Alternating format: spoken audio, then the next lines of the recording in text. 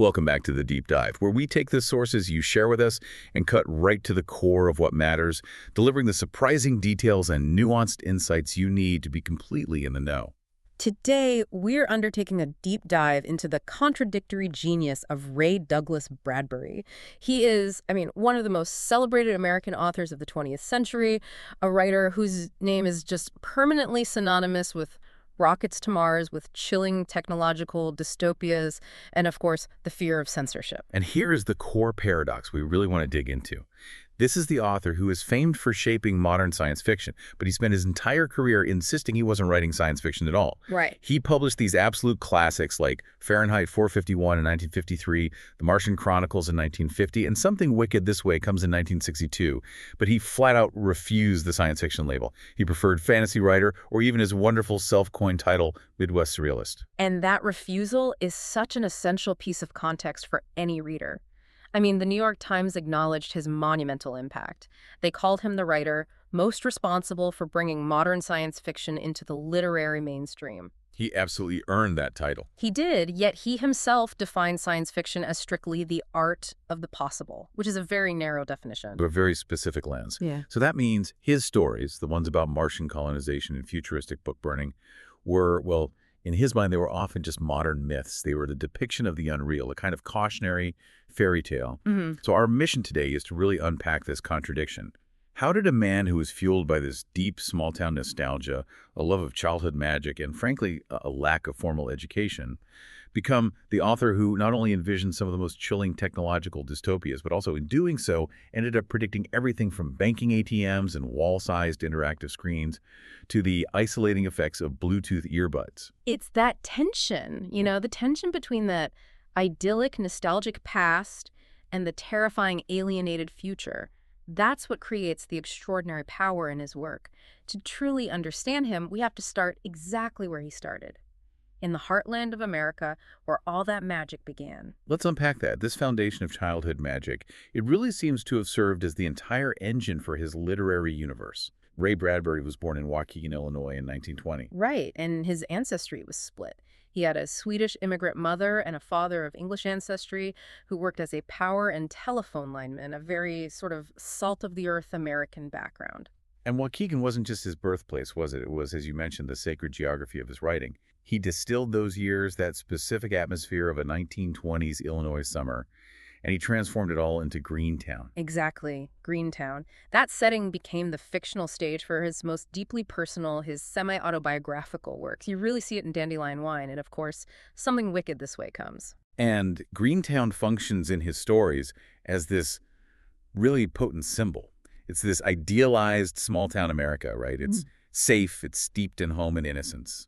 But that safety is always fragile. It's always on the edge of something else. The macabre and the dark fantastic are perpetually lurking just around the corner. In Greentown, your favorite uncle might indeed sprout wings and fly away, and the traveling carnival that comes to town might conceal these supernatural, soul-stealing powers. That's the genius of it. He made the mundane familiar and the supernatural utterly commonplace. He's contrasting the lightness of that nostalgia with the darkness of the fantastical. It's like the literary equivalent of a warm summer night suddenly being disrupted by a cold, sinister wind. That duality is the signature of his best fantasy writing. And while Waukegan was the anchor, the family had to move around a bit early on. They did. His father was seeking consistent work during a very difficult time, which led the family to Tucson, Arizona for brief periods in 1926 and 1927, and then again in the early 1930s. So there's a bit of instability there. A little bit, yeah. The family was mobile, but the most important move came in 1934, when Bradbury was just 14. They permanently settled in Los Angeles, and the background to this move is so important because it just underscores the precarity of the Great Depression era. And get this detail. They arrived in L.A. with a grand total of only $40. Just $40. That tiny sum was supposed to cover rent, food, everything, until his father found steady employment, which, thankfully, he did, making wire and earning about $14 a week. That is such a stark, difficult beginning for a writer who would become world famous. That financial struggle meant a lot of things. Notably, that formal higher education was just completely out of the question, which was actually a point of pride for Bradbury later in life. Right. But the one thing they couldn't curb was his appetite for reading. He spent an enormous amount of time in the Carnegie Library back in Waukegan. He practically lived there, just devouring H.G. Wells, Jules Verne, and perhaps most importantly, Edgar Allan Poe. The Poe influence was really profound, wasn't it? He admitted he consciously tried to imitate Poe's style and his themes, that deep shadow, the sense of dread, until he was about 18 years old. Yes. But if Poe gave him the shadows, it was another Edgar Rice Burroughs who gave him the stars. Oh, of course. Exactly. Burroughs, particularly his John Carter of Mars series that planted the cosmic seed. His obsession was so thorough that at the age of 12, Bradbury wrote his own sequel to The Warlord of Mars. He was already inventing worlds, long before any publisher asked him to collect his Martian stories. Meanwhile, his new home in Los Angeles offered a completely different kind of inspiration. It was pure glamour and celebrity. He described his high school years in L.A. as being filled with this sense of wonder, and he actively embraced the Hollywood dream. Oh, he was a true celebrity hunter. He wasn't just sitting at home writing. He was famously roller skating all over Hollywood.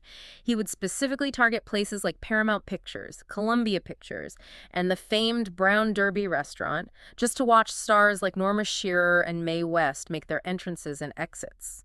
He was just soaking up the cinematic storytelling and star power. And surprisingly, those brushes with Hollywood paid off professionally pretty early on, though not in the way you might expect. No, not at all. His first professional paycheck as a writer came at the astonishing age of 14. Not for a serious piece of fiction, but for a joke he successfully sold to George Burns for the Burns and Allen radio show. A very different kind of comedy writing than the horror and fantasy he's known for, but it was a crucial early validation. It told him, hey, I can do this. Absolutely. Yeah. However, the true catalyst, the event he always credited with starting his lifelong daily writing habit, happened 2 years earlier, during a Labor Day weekend in 1932. This story is truly the stuff of legend. It's a foundational myth for the author himself, and it involves a carnival performer named Mr. Electrico. Mr. Electrico. Tell us about him. Bradbury was only 12 years old when he saw this man performing. Right. So Mr. Electrico would sit in an electric chair, a stage hand would flip a switch, and the performer would be charged with 50,000 volts of electricity. Wow. The description in the source material is so vivid. Lightning flashes in his eyes, his hair stands straight up. It's an electrifying moment, both literally and figuratively. And then Mr. Electrico performed this ritualistic gesture. He reached down with a sword, an electrified sword, no less, and he tapped the young Bradbury on both shoulders and then tapped the tip of his nose, declaring this unforgettable command, "Live forever." And Bradbury recounted that he felt fundamentally changed by that a charge of pure energy had passed into him. He claimed he ran crying by the carousel, feeling like he'd been given this sudden, urgent future. And the writing began almost immediately after. Within days, the writing began in earnest, and he never stopped. He credited that event, along with having seen Lon Chaney and the Hunchback of Notre Dame at age 3, as the dual origins of his absolute commitment to the written word. It is just entirely fitting that the author who loved magic, who said that if he hadn't discovered writing he would have become a magician, found his career launch in a literal, highly charged act of carnival magic. It really is. That encounter gave him the sense of play and urgency that defined his entire output. And that urgency led to his earliest publications. After selling that joke, his first paid story was a collaboration called Pendulum, published in Super Science Stories in 1941. It earned him a modest $15. And then by the time he was 24, a few years later, his failing eyesight meant he was rejected from military induction during World War II, which ironically freed him up completely to pursue writing full-time. Which brings us to the next phase of his life. The necessity of his work, his really unique perspective on education, and the genre wars he consistently waged against the world's insistence on labeling him a science fiction writer. That necessity of writing was absolutely paramount. As we just noted, he treated it not as a hobby or a potential career, but as an essential daily practice stemming directly from that command from Mr. Electrico. Live forever. And that belief in continuous, self-motivated work ties directly to his fierce anti-academic stance. He famously avoided and actively scorned formal university training. He saw it as fundamentally detrimental to a creative person. He was so blunt about it. He said, and I'm quoting here, I don't believe in colleges and universities. I went to the library 3 days a week for 10 years, so I graduated from the library when I was 28 years old. He expanded on that too, criticizing the academic environment for creative people. He said, college is a bad place for writers because the teachers always think they know more than you do, and they don't. Yeah, he believed his self-education, his constant reading, and his sheer output were just superior to any formal degree he could have gotten. And that self-forged voice was quickly recognized as something truly unique. You can see it in the early success of his short story collection, Dark Carnival, which was published in 1947. One story from that collection, Homecoming, which introduced the mysterious Elliot family, was plucked from the submissions pile. And who pulled it? None other than a young editorial assistant at Mademoiselle magazine named Truman Capote. Wow. Capote recognized the distinctive, macabre quality of Bradbury's prose, and that led to the story's publication and secured Bradbury an O. Henry Award. So that early recognition really cemented his reputation. He was a serious literary voice, even when he was writing horror and fantasy. Exactly. And that set the stage for the works that would define him globally, starting with the very pragmatic origin story of the Martian Chronicles in 1950. The pragmatism is incredible, especially when you consider the mythical, beautiful quality of the final product. In 1949, Bradbury and his wife were expecting their first child, and he took this desperate Greyhound bus trip to New York. He needed to sell a novel to pay the bills. Right, and he was staying at a YMCA for 50 cents a night. I mean, just imagine that.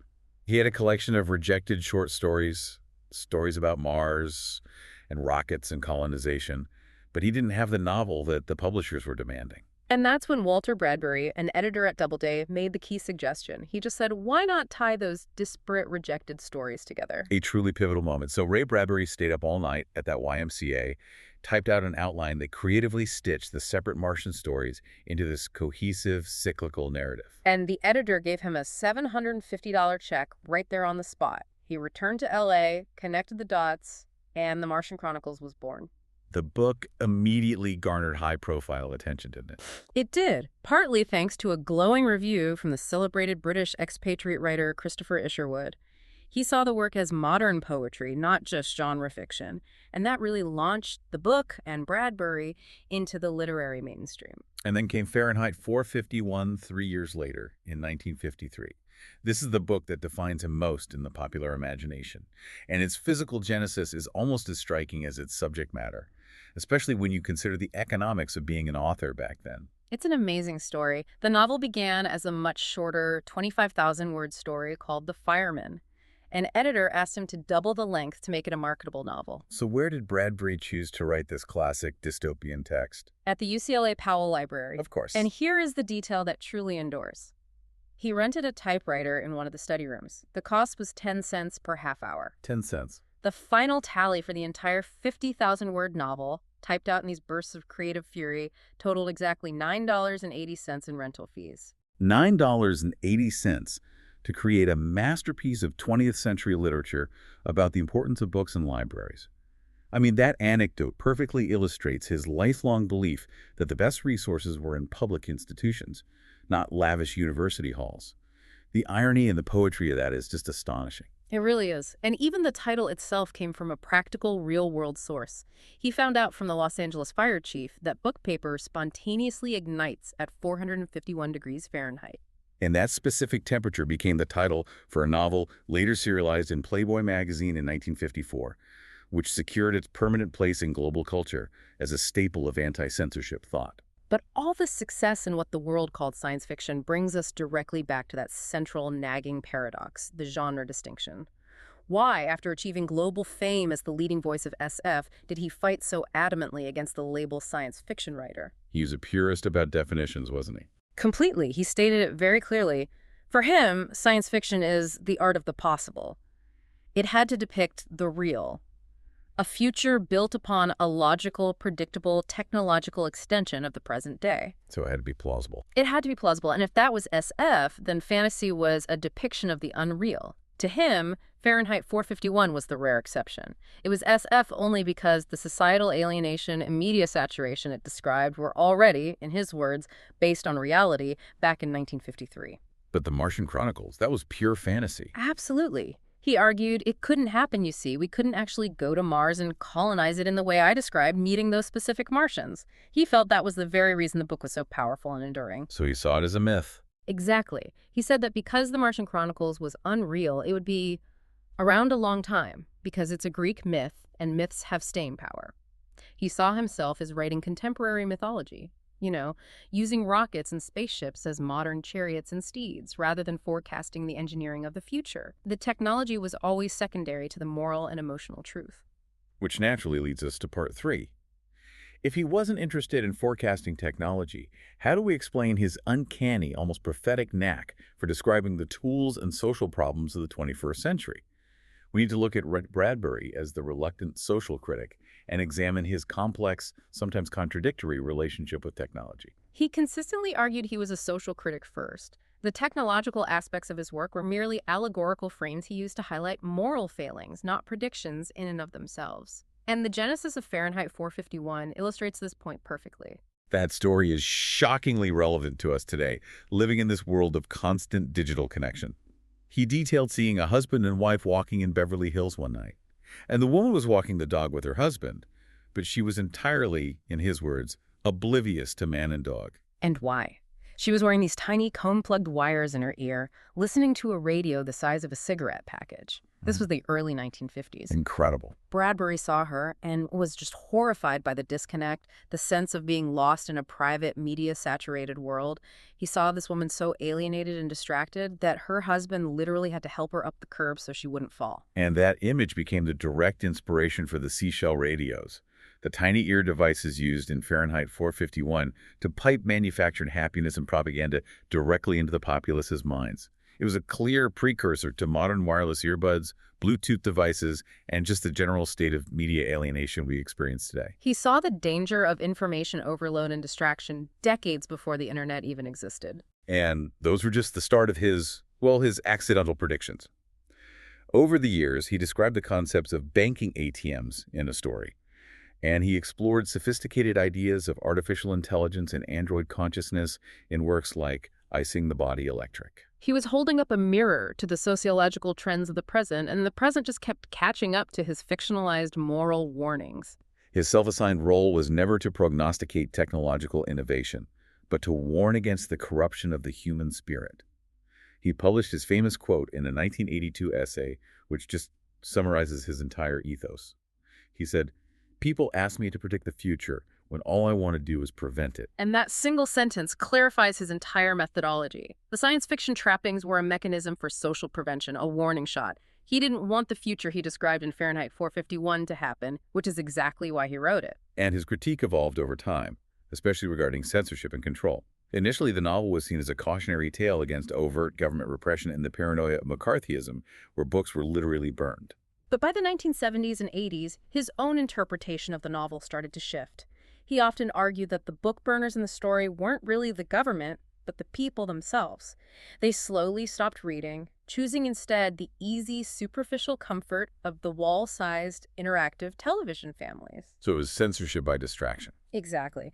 And then, in the 1990s, his view broadened again. In a 1994 comment, he stated that Fahrenheit 451 worked even better in the modern age because of political correctness, which he called the real enemy, and thought control. So for Bradbury, any force, whether it was a repressive government, corporate media saturation, or a pervasive political consensus, anything that sought to limit honest thought or speech was the antagonist. That's it. It was the suppression of the creative, questioning mind he feared most, regardless of the source of that suppression. Which brings us to a profound contradiction in his view on technology itself. You have the greatest prophet of dystopia, a man whose work is defined by the dangers of future tech. Yet in 1985, he seemed completely on board with digital progress. It's a fascinating shift. He said then, "I see nothing but good coming from computers." He called those who feared them neo-Luddites, and he even compared them favorably to the printing press as a tool for dissemination and knowledge. He genuinely seemed to believe they were inherently good tools, neutral in their potential. But his tune changed dramatically just 25 years later. By 2010, the internet was rampant, and he had witnessed his own prophetic warnings about media overload come true in a digital context. He declared, "We have too many internets. We have got to get rid of those machines. We have too many machines now." It seems like the fulfillment of his earlier prophetic warnings finally soured him on digital progress entirely. It was the delivery mechanism for the distraction and alienation he had warned against decades earlier. The speed and ubiquity of the internet had realized the seashell radio nightmare. But even with this late-life hostility toward digital mediums, he remained fiercely devoted to the one institution where he gained his education, the public library. And this played out in a fascinating landmark decision in 2011 concerning his most famous work. That's right. When the publishing rights for Fahrenheit 451 came up for renewal, Bradbury was 91 years old and still deeply anti-digital. However, he permitted an electronic version. But there was a catch. A huge catch. He would only permit it if the publisher, Simon & Schuster, included a non-negotiable clause allowing library patrons to digitally download the ebook. That is such a powerful, final statement on his core philosophy. His belief in access to knowledge through the public library system transcended even his personal preference against ebooks. He ensured that the book about censorship would be digitally accessible to the very people who rely on that system. That title remains the only one in the Simon & Schuster catalog for which that specific digital library loan arrangement is possible, which is a real testament to his influence. And speaking of strong stances, we have to address his political evolution, which was as unexpected as his technical prophecies. He was raised a Baptist Democrat, and he even publicly defended the Democratic Party in a 1952 advertisement against claims that they were soft on communism. But his views changed drastically due to external events, shifting him steadily rightward. He became fundamentally disenchanted by President Lyndon B. Johnson's handling of the Vietnam War in the late 60s. That disenchantment was a watershed moment for him, wasn't it? It was. From 1968 onward, he voted Republican in every single presidential election, with one exception, Jimmy Carter in 1976. And he claimed it was Carter's inept handling of the economy that pushed him permanently away from the Democrats for good. This wasn't just a political disagreement. It reflected his deeply ingrained anti-big government streak. He later praised Ronald Reagan as the greatest president while maintaining a fierce disdain for centralized power. And in the 2000s, he maintained that fierce anti-big government stance. He said in 2010, "We have too much government in America," and stated he hoped to destroy part of our government that fall. His focus was always on limiting the reach of bureaucracy. He was equally outspoken on education and social policy. He was unequivocally against affirmative action, and he condemned all this political correctness that's rampant on campuses, specifically calling for a ban on quotas in higher education. And his reasoning was very consistent with his overall distrust of politics interfering with pure learning. He argued that education can no longer afford to have it polluted by damn politics. So his political journey really reflects this profound libertarian streak, distrusting centralized power and bureaucratic overreach, regardless of whether that power came in the form of book burners or bureaucrats in Washington. Moving into our fourth part, Ray Bradbury's influence was never confined to the page. His work translated seamlessly across every major medium, spanning from Hollywood screenplays all the way to theme parks. Oh, absolutely. He was an active consultant and screenwriter, and he was unafraid to tackle high literature. A truly notable example is his work on the screenplay for John Huston's 1956 film adaptation of Herman Melville's Moby Dick, starring Gregory Peck. It's just fascinating that the same mind that envisioned Martian rockets and nostalgic Midwestern summers ended up writing about whaling ships in 19th century America. What was it about that experience that was so creatively crucial for him? It was the intense physical experience of the location. He spent months in Ireland working on the production, absorbing the atmosphere, and collaborating closely with John Huston. That experience was so profound that it became the entire basis for his semi-fictionalized memoir published years later, Green Shadows, White Whale. It really shows that for him, the source of creation was always tangible, whether it was the smell of popcorn at a carnival or the salty air of the Irish coast. And you have to admire his diplomatic skill in dealing with the early days of comic book adaptations, especially with EC Comics. EC Comics, famous for titles like Tales from the Crypt and Weird Science, had this notorious habit of initially plagiarizing his short stories. They'd subtly change details, but were clearly lifting his plots and his themes. So instead of sending legal threats, what did Bradbury do? He sent what he described as a diplomatic letter. He explained that he loved their work, but pointed out that they were stealing his, and this led to a complete turnaround. That's brilliant. EC Comics not only retroactively paid him for the stories they had already plagiarized, but also negotiated properly licensed and often excellent adaptations of his work, which continued for years. It's a fantastic example of converting conflict into collaboration based on mutual artistic respect. His stories also translated beautifully to the small screen, where he had full creative control. He hosted, narrated, and adapted an astonishing in 1992. It allowed him to define his own on-screen legacy. And we shouldn't overlook the audio medium. The radio drama series, Bradbury 13, which adapted 13 of his famous stories, won a prestigious Peabody Award. Furthermore, the breadth of his influence internationally is just striking. He was deeply respected in the Soviet Union, which, ironically, was the geopolitical counterpart to the dystopian future he helped define. That deep respect manifested in multiple Soviet film and TV adaptations of his work, including an iconic cartoon adaptation of There Will Come Soft Rains and a Lithuanian film adaptation of I Sing the Body Electric. His themes of humanity struggling against technological alienation resonated deeply across borders. His involvement even stretched into the immersive, whimsical world of Disney. He was consulted for the narration script for the American Journey attraction at the 1964 New York World's Fair. And more famously, he played a crucial role at Walt Disney World. He worked as a consultant on the original exhibit inside Epcot's spaceship Earth geosphere, helping shape the interior metaphors for that iconic structure. He literally helped define how millions of park-goers would view the evolution of human communication. And while he navigated these massive commercial worlds, his personal life remained incredibly focused and grounded. He married Marguerite McClure in 1947, who he affectionately called Maggie. Remarkably, she was the only woman he ever dated. The only one. The only one. They were married until her death in 2003, and they raised 4 daughters together. You mentioned earlier the irony that he wrote so much about rockets and intergalactic vehicles. But one of the strangest and most enduring details about him is that he never obtained a driver's license. Never. He relied entirely on public transportation or his bicycle throughout his entire life. Which is another reflection of his commitment to that small-town simplicity and his disdain for the fast-paced, alienated, car-centric culture he so often critiqued in his fiction. The bicycle, a symbol of childhood freedom and dandelion wine, was his preferred mode of transport, even in Los Angeles. He also maintained these lifelong connections with fellow creators, demonstrating a deep capacity for friendship. He and the special effects pioneer Ray Harryhausen were best friends. They met when they were 18 and remained close for over 70 years. Harryhausen was even his best man at the wedding. And there was the fascinating, partially realized collaboration with cartoonist Charles Addams, the creator of the Addams Family. Yes. Addams had illustrated Bradbury's early acclaimed story Homecoming, which featured the mysterious Elliot family. And the Elliot family, with their dark Victorian mansion, strange rituals, and general macabre air, they were clearly a precursor to the Addams Family. Unquestionably. The two planned a larger, full-scale collaboration centered around the Elliots, a project that was unfortunately never fully realized in his lifetime, though some elements did appear in Bradbury's later novel, From the Dust Returned. After suffering a stroke in 1999 that left him partially dependent on a wheelchair, he continued to write, which is a testament to that daily habit instilled by Mr. Electrico.